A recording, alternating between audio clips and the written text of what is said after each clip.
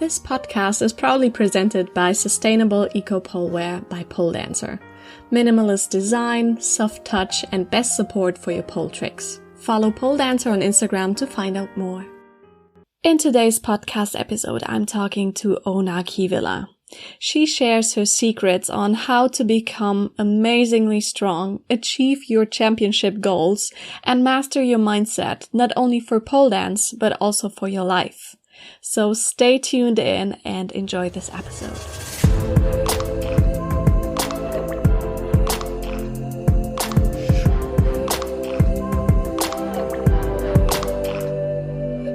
Hello and welcome to the Pole Dance Podcast. My name is Claudia and today I'm with my Scandinavian pole dancer here. Oona Kivelä is here as an interview guest and I'm so excited to have you and welcome to the podcast. Thank you so much. I'm so excited because, four-time world pole dance champion. So this is quite an achievement. For me, you're like a superwoman, a super pole dancer. And it would be great if you just told us your pole dancing story. You know, how did you end up starting pole dance? When were your first baby steps and how did they feel on the pole? Yeah, it was 2009. I was going to New York City to watch this huge American Cup gymnastics championships. And it was like a real true dream come true. I was so hyped about seeing all the world's best gymnasts in one spot, because they kind of do come from America a lot. So I was really hyped about that, and I was in the airplane and I was just reading a local Finnish fitness or sports magazine, and they had just listed the coolest new sports or activities you could do in New York City. And then one of them was pole dancing, and there was a lot of picture about it. And I was in a way, really shocked. I was wow, how come this was not a thing before, in a way? It looked so much fun and so cool and so kind of potential. I saw so much potential in one picture, and it's hard to explain, but immediately I just saw all the sort of chances, what it could be, and just what all I could do if I would hold the pole. So for me, it was just literally I just saw everything in already one picture. And then I was running in the pouring rain in Soho, trying to find the place, Crunch Fitness, a very cool modern gym that had all these very different kind of activities. So they were very well known for always not just having a regular gym, but having group classes that are really funky and cool and new. And so they had pole dancing, and then I went to try it, and it was immediate. I'm so happy in a way that I went really to that particular class, because it was super fun. It was kind of outrageous. It was, flashing lights. It was a big party. Wow. So it was it's really not something that if I now, even if you would come to my class, I don't feel I would put up a party like that. And I loved that class. It was the biggest party of my life. So I was I was very ready. I was just everything came together, and I was just okay. I was just so excited. I was I didn't even have to put it to words. I knew big things were coming up. Wow. So it was in New York, right? Yep. First lesson. Did you go back to Finland after that, or did you stay for a longer time? No, I was literally few weeks maybe. And it was funny, even though I was so into pole dancing from that first spin, after that, it still took me 6 months to I probably, right when I came back to Finland, I Googled pole dancing and Helsinki. And I did see that there is a studio nearby. And I was like, well, damn, how convenient. But it still took me like a little bit time to actually get involved, like to go to the first class, which was kind of like weird. Like, even though we're so excited about something, but still making that physical, like first move in a way, it takes sometimes time. Mm-hmm. So it's funny. And so it took me like another 6 months, and then I went and tried and then started. I had like a gym for kids at the time, so immediately we just got a pole into the gym, so I just started there. Oh, right. So you started self-practicing right away. Yeah, pretty much right away. Amazing. So your background is you have been a gymnast for quite a while before that. Yeah, so artistic gymnastics, nothing like a top, like nothing like a national team or anything like that. More just like a very sort of excited hobby competitive level gymnast. So it was kind of like a good thing, because I got the background, but still I wasn't worn out from the acrobatics. Kind of like I wasn't one of these like people who've been like burned out completely as a child. So I still had like the hunger. Yeah. So I only got like a perfect sort of foundation for acrobatics. And then it was like my time to kill it. Yeah, then you found your magic wand, basically. That was Yeah. That's amazing. So how did you continue your training? Because you said you got a pole straight away and you started self-practicing, but flashback to 2009, 2010, there were not that many tutorials or, that many pole dancers, and social media was on a different level. Yeah, it was literally like a few. It was like this, like Tara Katerina, something like this.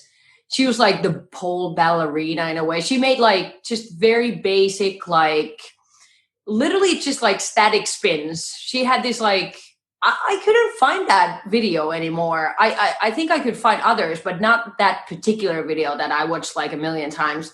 She was just doing like a chair spin and a mermaid spin and again a chair spin, and like literally just like going around the pole doing all kinds of basic spins and pirouettes. And her hair was like really long and always open.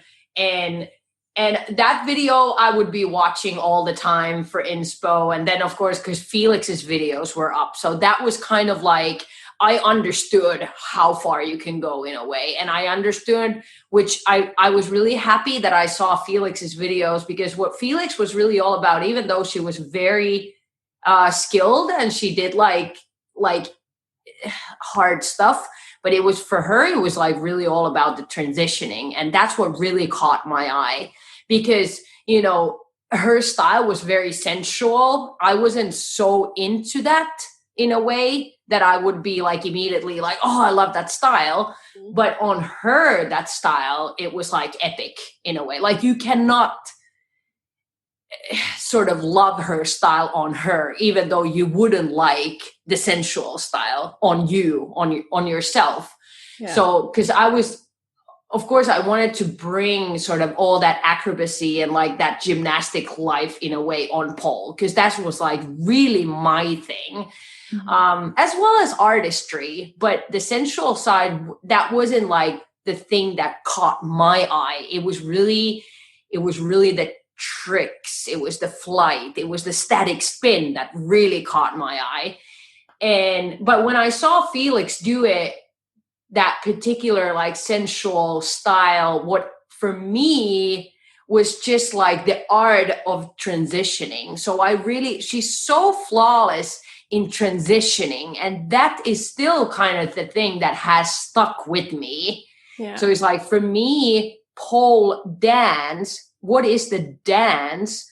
So for me, that dance is the art of transitioning. How do you even transition from one move to the other? And that I'm really sort of happy that I happened to see Felix and the way she was transitioning, because it's still like the thing that for me is pole dance, the way you sort of flow through that combo. So that's really like what pole dance is for me. That's amazing. Like that's such a beautiful, like very visual image that you just created, because going into one trick and then the next one, that definitely is a skill, but melt together, like that's unique to everybody. You can't do, the same thing that another. Yeah, it's really amazing.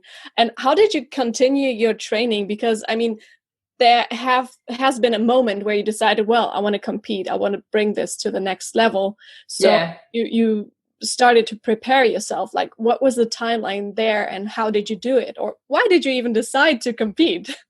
Yeah, well, I'm really like highly competitive, and I really love the adrenaline rush. I also like, if I want to be the best version of myself, I say like the competition atmosphere brings out the best of me. So that was definitely, that's why it was very appealing to me to go to look for competitions, and like, because I need to be pressured in a way. Like I really need the pressure to do good. And it was kind of like, I started maybe 2009. My first competition was also in 2009. Maybe I had done like 8 months or pole, I think. And then I went for the first competition, but like I said, like I still had like so much training in my life. So it was, but it was also, it wasn't only a positive thing. It was also because you have these manners in every sport, and like the gymnastics manners were like really, like if you look at my first competition piece, you can really see like it's so overly gymnastic. But of course it was a start, and I did sort of transition from that gymnastics life and those manners into more like, now I have new manners. Now I have like new weird things that I do. But so it kind of took like 8 months or so to go on to the first competition. And that just like blew kind of like myself away in a way. Like it was like a big thing. It was like, it was a very, very powerful sort of statement and moment in my life, and I guess also for the pole world. Yeah, definitely. And so how did you prepare yourself? Like, did you train with a trainer, or did you like learn the skills by yourself and made the whole routine by yourself?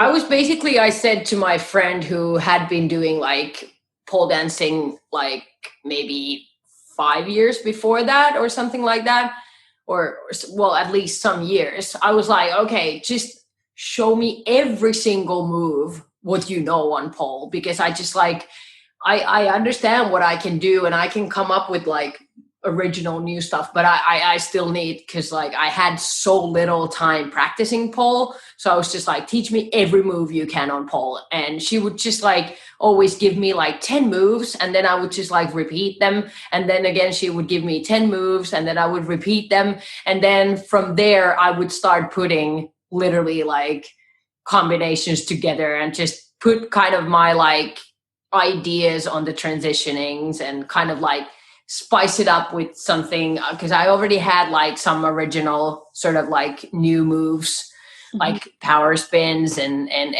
these kind of deadlifts that people were not doing. So then those would kind of be like the little X factor in that particular performance. But then the rest of it, I was just kind of like trying to stack up moves, because I just didn't know any moves. Yeah, so, just as many as possible. Yeah, exactly. I was like, well, this is going to take like 3.5 minutes. So I better like, okay, more. What can I do here? Okay, let's put like an invert there. Wow, that's very interesting because usually they say, don't put too many moves into a routine and then you're Yeah. just stacking them up and, give me Yeah. like this is quite Well, literally, if you can only 5 moves, then it's kind of like, okay, what are we going to do the rest of like 3 and a 15? Yeah, So. definitely. So how did you change your, approach to championships throughout the years? Because becoming a world champion, that's quite an achievement. So did you like adapt, new routines, or how did you approach that? You mean like as I sort of like went on from year to year? Yeah, exactly. And like your training, how did it, evolve during that time? Yeah. So probably like first I took as much as I could from gymnastics, and then 2014 or 2013 or 12 I started doing like street workout, and that definitely like gave me a big boost because it's like it's so raw and so like strength wise so hectic and epic for your shoulders. So it definitely gave me a big boost even for my pole game. And that was definitely something that I really enjoyed. Breakdancing was definitely also something that I used in my sort of like flow wise, or just like idea wise, or just like, because I feel like breakdancing is also like a very, very acrobatic dance style. And it's kind of like dancing for monkeys. So I felt like this definitely like a match, like gymnastics, street workout, breakdancing, pole dancing are kind of like my mix, I would say, that I maybe most take emphasis on, or like. Yeah.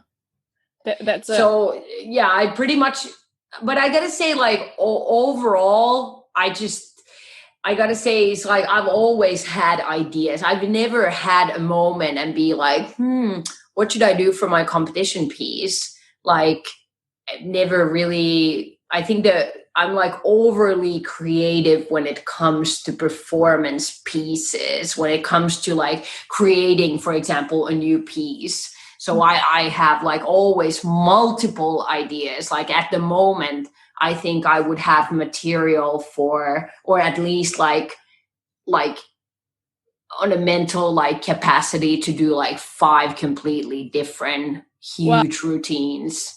And also like the energy level. Like I loved creating choreos. I'm like a huge sucker for creating choreos. It's really like a big hobby of mine to just like sit in a car, listen to a song like 100 times in a row, and just build. I can literally build a choreo in 1 hour if I have to. If I find a really good song, I can just sit in the car and make the choreo in 60 minutes if I have to.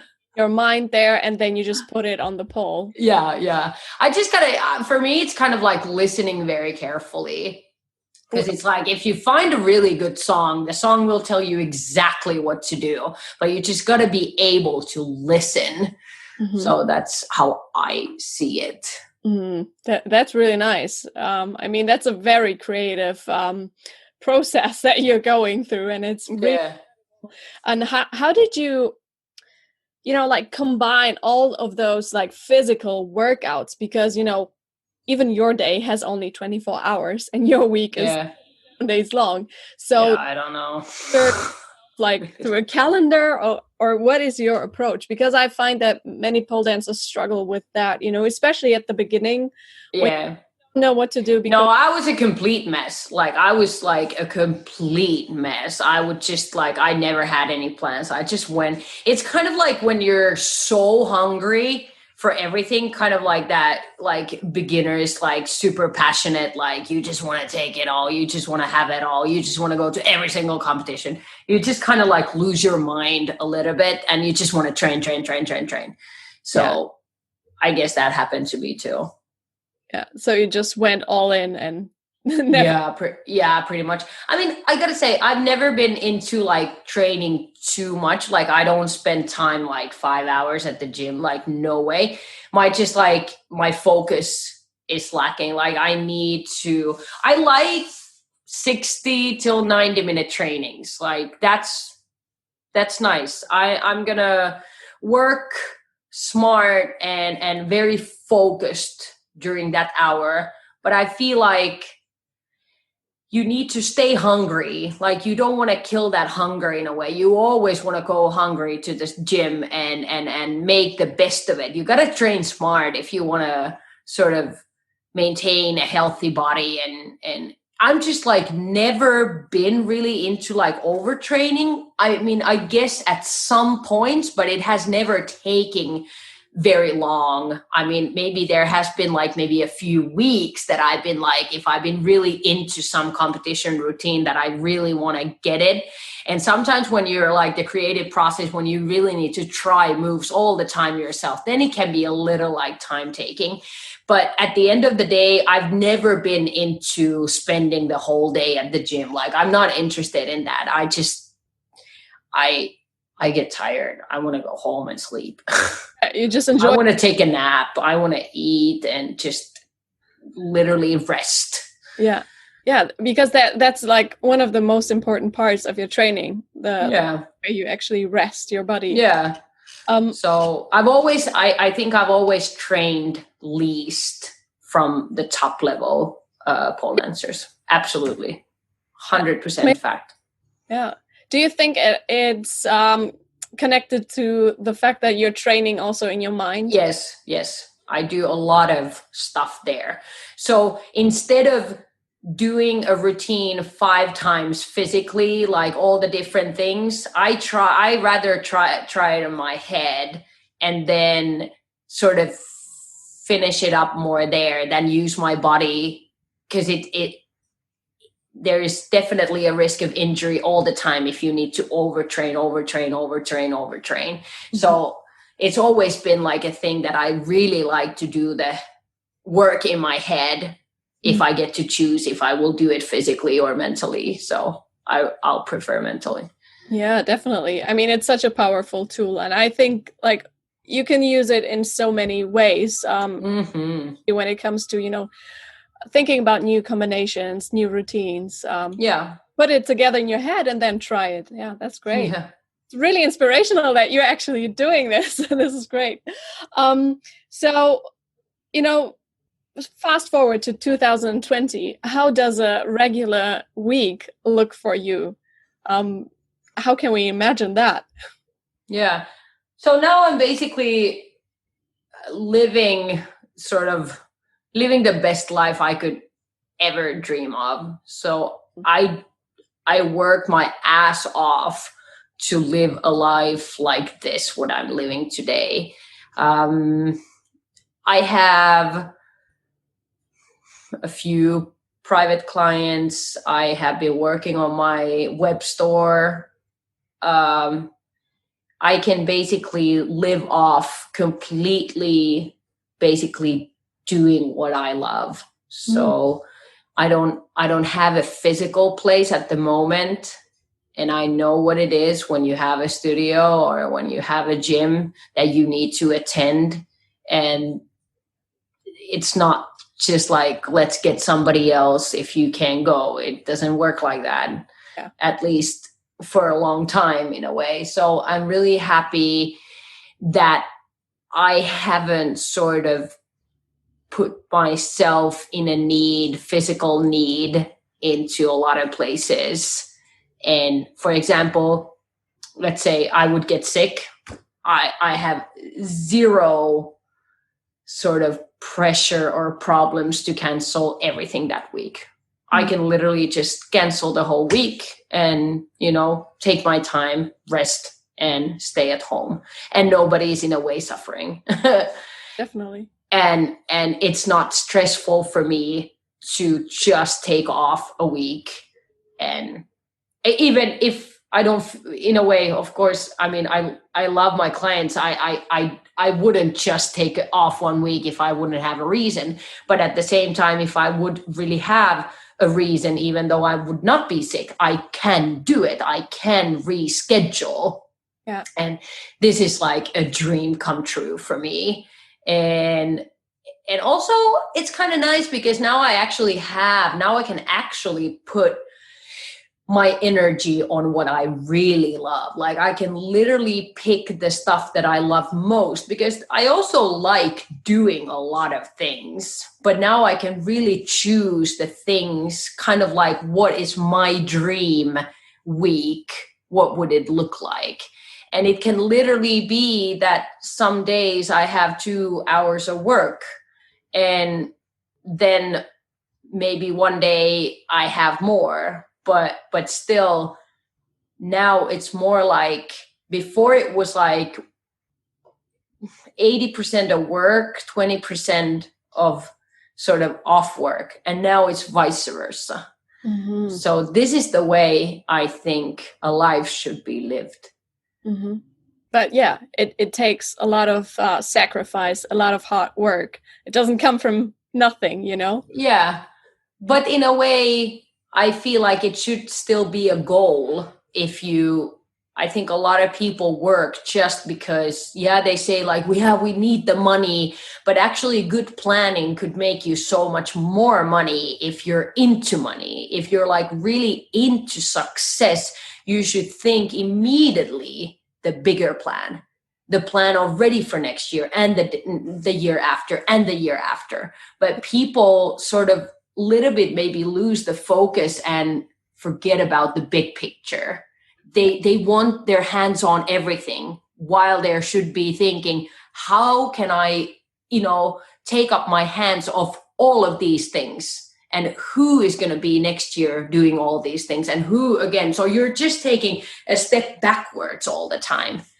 Yeah. So this is life, if you ask from me. I don't want to spend my life working like a madman. Mm-hmm. I don't consider that life. I feel like I have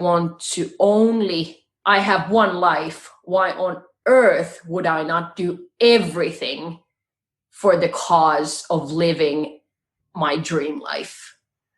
Absolutely. This is like probably the truest sentence that was said on this podcast. Like because but a lot of times people think like, oh, I couldn't and I can't do, like I have responsibilities. But actually at the end of the day, you only have responsibilities for yourself. Like why not? Why could you not live your dream life? Yeah. Because you are too afraid to put it on your plan in a way. Like you think that you're too embarrassed to tell your friends like, okay, this is my dream. But I mean, of course I couldn't live it like this. This is what my friends always tell me, that, oh, I could never do that. I was like, well, that's actually the only thing that is keeping you away from living that. Yeah, absolutely. And we kind of like, we always like, oh, I need to like deserve this and this. No, it's just planning. It's just about goal setting. And it's really all about what you want to do. Like, what do you really want to do? And then make a plan. Yeah, definitely. So I hear that you also, like, when it comes to your training, you don't, like have a set structure for the next like 3 months or something, but you just kind of like go with the flow and, explore new movements? Or is it like the wrong impression that I got there? I think, when it comes to like training a choreo, I think it's just like so built in me that it is actually very structured, but it seems like there is no structure at all. But I use a lot of like outside pros, and I feel like I should do it a bit more. Like I'm still lacking kind of like when it comes to me, when it comes to my training, then it's a little bit like, I know it, I'm just going to do it like that. But when it comes to other people's training, I'm just like, okay, Mondays, it's going to look like this. And Wednesday is going to look like this. And then 2 months is going to look like that. And then the next 2 months is going to look like that. But at the end of the day, I guess I've just done this for so long. So I know, like, I know where I'm going. I know what I need to be doing. And at the end of the day, it's not like mad science. It's like first you start to build up like the basics, and little by little you start to build up the strength and work on the flexibility, and then you start to go to the stamina and so on, and then you start, little by little preparing the choreos, and you go to a little classes and you take something off, like completely off pole, and so for me it's kind of like a very floating plan in a way. But I gotta say, I'm not like so proud of that, but I guess it has worked. And I'm pain-free, I'm injury-free, if you don't count my little soccer accident. So I've done something correct. Yeah, definitely. I mean, listening to the voice within, I think that's something that somehow got lost for many people. Yeah. Listen to that voice. So it's great if you can, do it and do it. Yeah. But I definitely love a plan. Like, I really like that somebody sort of, I've had maybe some plans for specific upper body strengthening, lower body strengthening, stuff like that. And then I've been doing it very like this, and then I see the results. And of course, so I definitely, I like plans, but at the same time, I'm a little bit bad at keeping up with plans. I think that's, like, everybody has their flaws. Yeah. We can live with that. Yeah. So, I would come to our last questions for this episode, and those are like basic questions that I ask every interview. Okay. So the first one is just fill in the blank. Pole dance is art of transitioning in the air. Amazing. When I'm not motivated, I do this. I listen to Michael Jackson. Really? A specific song? Who is it? Anything from Michael goes. Because the last thing I always do is put a song from every interview partner in a Spotify list. So I'll put, that song on. Who is it is great. Yeah. If that doesn't like put you on, it's like nothing will. And so the last question is, my biggest wish for the pole industry is? To set an example for an aesthetic sports to be coached according to healthy athletes and human rights in mind. Oh, wow. That is powerful. That is really good. Yeah, health is definitely top priority here. Well, thank you so much for your time and for your inspiration. And I don't know what I'm going to do after this interview, because I'm just, my mind is blowing right now. And being, just present here. Thanks. Yeah, thank you. And I hope to see you soon, probably online. I mean, you have so many amazing programs and online courses. So the best thing is probably just to follow your Instagram and then, check out, on right now, because you do so much that it's hard to keep up. Yeah, OonaKstore.com basically has everything I've ever created for just like if you want to learn from me. So basically that's the home of it. Perfect. Yes. So maybe I'll see you there or somewhere else. Perfect. Have a good day. You too.